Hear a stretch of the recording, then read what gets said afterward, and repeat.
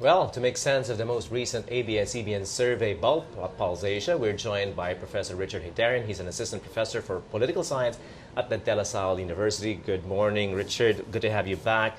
We usually have you on the program to talk about national security issues, global politics, but I was impressed with an article you wrote for the Huffington Post, for the Global Post, and Huffington Post, entitled "The End of Democracy." Very interesting piece. Question mark, of course. End of democracy. This has to do with your take on the fact that you have Rodrigo Duterte, mayor of Davao, and Bongbong Marcos, son of the dictator Ferdinand Marcos, leading consistently in the past few surveys. Basically, what you're saying in that article, Richard, was could the Philippines be falling into the trap once again of the strongman syndrome? What did you mean by that? Well, first of all, this strongman syndrome is this, what I call this misguided, simplistic notion that all you need is to put a tough, decisive guy on top and all problems will be solved by that guy. In the 21st century, with all of the complicated problems we're facing, that's no longer going to work. What you need is delegation. What you need is strong institutions. That's the way forward. But if you look at the surveys right now, you have people like Duterte and people like Bong Marcos who are essentially promising us the same kind of 20th century formula of you need a decisive leader on the top and everything will be solved. Of course, when I said end of democracy, what I meant was... There was a question mark at the end, yeah, of course. It was a question mark, and at the same time, one of my arguments is that we never really had genuine democracy. That's the problem we had. What we had is this oxymoronic term called elite democracy or cacique democracy. So I think what we may see here is the end of the business as usual cacique democracy, where you have a bunch of people either from oligarchic background or supported by the oligarchs promising the same thing over and over again but never really delivering on that. So when you say end of democracy, it's not so much the beginning of authoritarianism, but more like the end of elite democracy as usual. We'll get to that in a short while. But let's go back to the front runners. Bongbong Marcos, Rodi Duterte. Of course, we aren't on election day yet. I mean, things could change. But you're seeing here the public mood. And they're selling because of that strongman image that they project. Is that why people are preferring them at this point? Right. The one term I used there was grievance politics. Now, what we're seeing right now is grievance politics, whereby the high vote that Duterte and Marcos are enjoying, particularly among the middle class here in the NCR region, in a lot of ways is also a protest vote. You know, it's a kind of a polite slap on the face of the status quo, saying that we're sick and tired. We want something different. You know, and this is a phenomenon that is not unique to the Philippines. It's happening all around the world. In the U.S. with the rise of Bernie Sanders and Trump. In the case of Peru, you have the daughter of former dictator Fujimori, Keiko, now more likely the winner of their upcoming elections. You had a professional clown in the case of El Salvador becoming their president. The same thing in Europe and Italy, among others. So this is happening all around the world. People are rising up and trying to tell their elites that either you're going to change your ways or we're going to go with outside-the-box kind of candidates. So you called it democracy fatigue. What exactly is that? Are people tired of democracy, considering that opinion polls still show that Filipinos still prefer a democratic system of government? And even if you combine the numbers of the other presidential contenders who are running against Duterte, Po, Binay, Marojas, who represent a more democratic mainstream thinking, it still far outnumbers that of Rodi Duterte, for example, who would embody this strongman kind of autocratic image. Well, the point is that that's one problem you have when you have a single round first past the post. Whoever just gets the most number becomes your next president.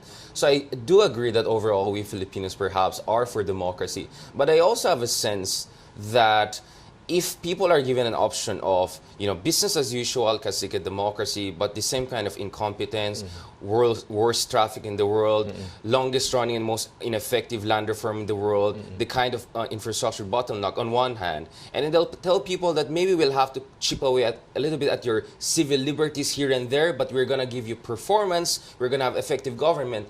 I will not be surprised if a majority of people will say we rather have the latter. So the point is that I don't think we are unconditional Democrats, especially when we feel that the democracy as we have it, as imperfect as it is not delivering. And I think this is precisely why when a person like Bongbong Marcos comes out and say things that are supposed to be red lines, like for instance he says that I'm not sure if EDSA was really right thing to do. Like, if you only gave my dad more time, perhaps we would have been in Singapore, right? I mean, in another country, perhaps someone like Bongbong Marcos would not even be allowed to run for office, and yet he's here, is competitive. Duterte is saying a lot of things that are considered as red lines, and yet he's still leading in the surveys, and in fact, perhaps even pulling away. Agreed. So I think that says that deep inside a lot of people think that if you're going to give me effective government, perhaps I'm willing to make certain compromises around certain things like civil liberties, among other That's things. what's called grievance politics, people willing to sacrifice certain liberties for efficient government. Some people have said that's exactly, that. I mean, what more and more Filipinos are comparing themselves with their neighbors. Yeah. You look at countries like Singapore, Yeah. Malaysia, Thailand even now. Yeah. We're looking at the former Vietnam, Yeah. Cambodia, Laos. I mean, pretty much the rest of the region would have this autocratic kind of one-party rule, and the Philippines stands out as the only one with the Western democratic model, which has brought some people to ask the question: are we following the wrong model of government? Right. Actually, I'm just working on another piece. I mean, you heard the argument. It's an old argument. The so-called Asian values of Mahathir. This is what I call the myth of autocratic miracle. All right. If you look at the literature on the relationship between political regimes and development, right, there's a lot of work on that. It clearly shows that overall autocratic regimes are hit or miss, while democracy are average on average. Because what you have in autocracy is that when you put one person on top, there are no checks and balances. If you put the right person on top, someone like Lee Kuan Yew or Deng Xiaoping, things most likely will go well. But for every Lee Kuan Yew, there's a Pol Pot. But that's the problem. For every Deng Xiaoping or Lee Kuan Yew, I can find you 12 Mugabes, Gaddafis, among others. We have autocratic systems. If you look at, for instance... Or Marcos, for that matter. Yeah, for Marcos, for that matter. If you look at East Asia, generally, the only autocracies that did well over time were the Confucian states. Taiwan, Korea, Vietnam, Singapore, China, and Japan. Why? Because they had a strong tradition of bureaucratic excellence and meritocratic-based and ethical leadership. Exactly. Which the Philippines is not. Which is, for me, the real reason why these countries will do well, whether they're democratic or not. So Taiwan and Korea became democratic since 1980s, and still they're very effective, right? So it's really the bureaucratic tradition and ethical leadership that work. Now, look at the non-Confucian countries. Go to Myanmar, for instance. Their isolation under military junta has hurt them. Go Indonesia. to Thailand, for instance. Thailand this year is going to be the slowest growing economy in ASEAN at 0.6%. I'm going to Thailand very soon. And they have a military junta which promised them prosperity, but they're not getting that. Malaysia. They did well under Mahathir, but once Mahathir was gone in the late 1990s, the country's falling apart. Now they have the biggest corruption scandal in the world, and their government could fall down any moment. So overall, autocracies... It's a false promise. The problem they have is what Francis Fukuyama calls the bad emperor problem. The problem with him is that once a person, maybe he was good in the past, and then suddenly declines in terms of his performance, or in the midst of decadence, or by bad chance, someone really bad and tyrant gets into power, people cannot get that person out because there are no checks and balances. This is what Aristotle asked Plato: who guards the guardians in your system? In fact, Plato himself in his dialogue asked that question. So this is the risk with autocracies. While in democracies, because you have checks and balances, you prevent massive abuse. But the tendency also is policy paralysis. And I think this is what people see around the world. There's this autocratic nostalgia whereby people always try to remember in the past in a more glowy, rosy-tinted way, even if that's not what statistics says, because they're so frustrated with what they see today, and what they see today. And that's what we're seeing here in the Philippines. Let's talk about the front runner in the surveys, Right. Rodrigo Duterte. I mean, he's openly said anyway. I mean, he's look at Davao, and he's still working within the democratic system. Okay, he hasn't proclaimed independence of the rest of the republic. Right. He's running within the rule of law. But what do we know about his style of leadership? I mean, how do you brand him even? Right. I mean, is it right-wing populist, left-wing populist? Is he like just a self-styled strong man? Right. I mean, how do you describe him? A strong leader within a strong man type of leadership within a democratic system. Well, I mean, this is the thing. When you look at non-Western countries, it's very hard to really make a distinction between left-wing and right-wing.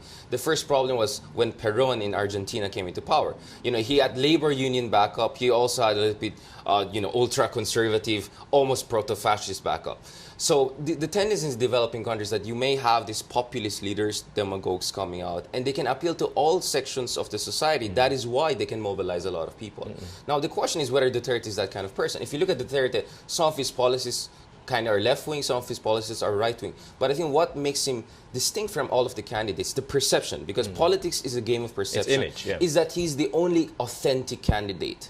I think this is the problem that Poe faced over the past month. You know, you had this perception that he's close to certain oligarchs like Dandin Coangco. There was a perception that she was pandering to certain religious groups, interest groups.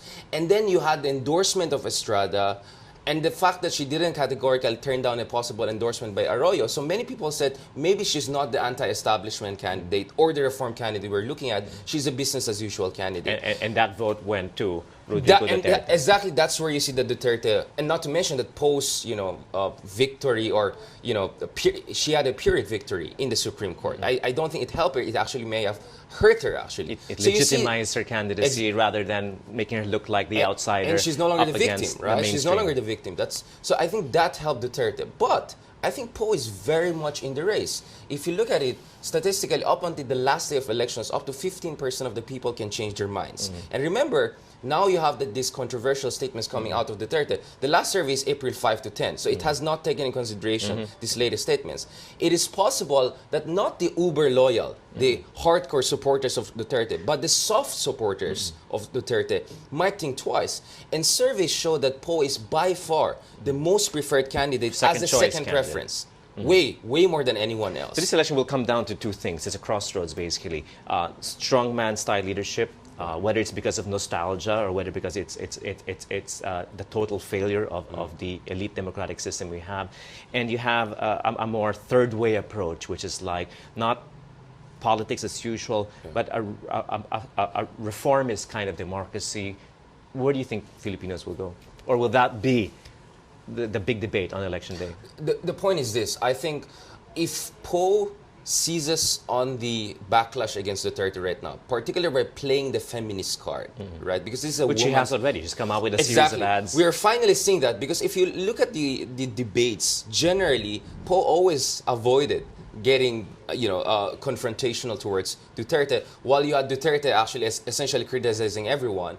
You had Marcos and Binay attacking Duterte, but it was not effective because it would always boomerang on them because they had their own skeletons in the closet. As the establishment candidates. Exactly. But Poe was the person who could have actually attacked him without necessarily suffering so you a expect backlash. to see her swinging at him this weekend? My point was that my expectation is that it should have come earlier, and unfortunately it did not come for a campaign, and I think that's the reason why Duterte was able to pull away. But I don't think it's too late. What I expect in the third debate this coming Sunday is that Duterte will be at the receiving end of the criticism. But because now I think the format is different, it's going to be town hall meeting, it's going to be much more difficult for them to do it directly against him. So in their own individual speeches, they're going to do that. And the other question is also, how will Duterte handle questions from people around him? And what kind of people will be around him? Are these going to be the people who are going to be very critical of him when it comes to the statements he made? Or these are people that are more sympathetic to him? And the point is that in many ways, Metro Manila is now a Duterte land. He's extremely strong in the NCR. The reason why Duterte is winning is because in Mindanao, 6 out of 10 people are voting for him. And that seems to be a solid He's the son of Mindanao. Right. So the only fight here is among the three other candidates, who's going to get the most as number 2. He's chipping away at Visayas vote of Mar Rojas. He's now second to Mar Rojas. Very close fight in Visayas. He's very strong in the NCR, almost 4 out of 10. He's still weak in the Banas Luzon, right? So he has still some job to do. Poe is very weak in Mindanao, barely above double digits. So she can catch up with him there. So this is still an open race. I won't say that Duterte necessarily is pulling away. That could be the suggestion. But we have to watch out for the next survey and see whether some of his soft supporters may have switched to Poe. And if Poe seizes on the moment, she can actually regain momentum. in this race. Just a final question, apart from this weekend's debate, and of course, how people will react to the fallout with the rape remarks, and most probably that will be among women and those who are undecided, soft supporters of Rodrigo Duterte. What other disruptive moments do you expect, to happen until Election Day? When I say disruptive, I mean events that could swing the election either way. Remember, people are still, as you said, 30% traditionally undecided up until the last week of elections. Right. Well, 15%. No. So there's a lot of variation, or variability that could happen there. I don't know. I mean, as someone who's a foreign policy person, what I'm watching out is what's happening in the West Philippine Sea, and actually I'm worried about that. You see, one thing that could hurt Duterte is if other candidates sense we need a steady hand and a steady mind and a calculated language from our next leader, because our arbitration case will come out in June. A lot of things could happen after that. You could have a massive escalation in the military confrontation there. I think the strategy for Duterte's opponents would be that, do you want a person like him, who's loose cannon on a lot of fronts, especially with what he says on international issues or even on women issue? Do you want someone like that in power? So I think these are the things that they could use against him. But on domestic front, the way it looks is like Duterte has developed what Nassim Taleb, this risk engineer, called anti-fragility. Anti-fragility is when a person can say or can do what no one else dares to do. Teflon effect. Exactly. And he gets away with it. So it seems he has developed that kind of Teflon kind of characteristic. And I think that is why it's very difficult to say whether anything can derail him unless there's a concerted effort, there's a kind of anti-Duterte bloc coordinated by all other candidates to make people rethink about him. But definitely Duterte has a momentum, but I think Poe still is in this race if she can use the feminist card and use that to steal back some of the votes of Duterte towards her side, especially because she's the #1, second most preferred candidate in this race. All right, still an open race. Thank you so much. Richard Heydarian, Assistant Professor at the De La Salle University, speaking to us about the latest results and the basically getting us a better picture of the current mood in the Philippines right now. And clearly that's what we've been talking about. We're going to have one spokesperson of Mayor Rodrigo Duterte with us on Friday to talk about precisely all these issues that has been hounding the campaign, including whether indeed he has a serious platform of government, and we're going to be talking about that. Thank you so much. Thank you.